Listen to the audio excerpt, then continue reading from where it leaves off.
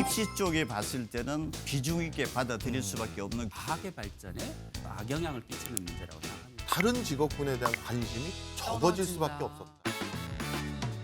뭐 사교육을 시킨다고 절대적으로 의대 가는 건 아닙니다. 예. 본인의 어떤 적성이 제일 중요할 것 같고 다만 이게 전반적인 분위기 자체가 성적이 좀 고득점이 나오고 높은 점수가 나오면은 그 또래 그 층들이 어떤 특정 분야로서 이렇게 쏠림 현상이 있는 부분들에 대해서는 어느 정도 적성에 맞으면 이왕이면은 그쪽을 좀 선택해 보는 것도 어떻겠느냐 이런 얘기는 할 수도 있을 거는 같습니다. 굉장히 조심스럽게 얘기하시네요. 그냥 의대 보내겠다 이 말씀이세요.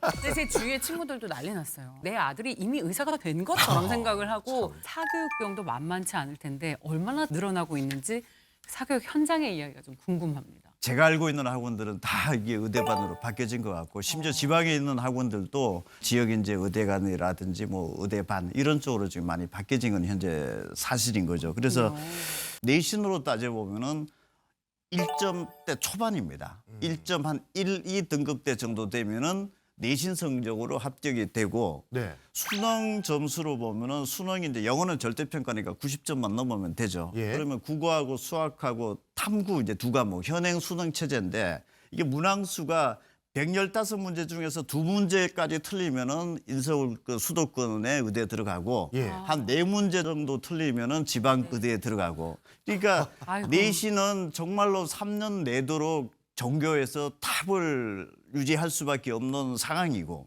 수능으로 따지면은 115문제 중에서 한 2문제 내외 때 정도 때라고 하면은 계량적인 지표가 너무나 뚜렷하게 나와 있는 거죠. 예. 그러면은 저 등급을 가기 위해서는 고등학교 1학년 때 내가 1.2등급을 되려고 하면은 내가 들어가는 고등학교가 어디 정도인지 대충 나올 테고 저기 고등학교에서 한 몇 등 정도를 해야 된다라고 하는 부분들이 명확해진 거고 그게 안 되면은 이제 수능으로 돌아가야 되는 그런 상황인 거고 대입제도 수능이 2027학년도까지만 이제 유지를 되고 2028학년도부터는 수능이 또 다 바뀌어집니다.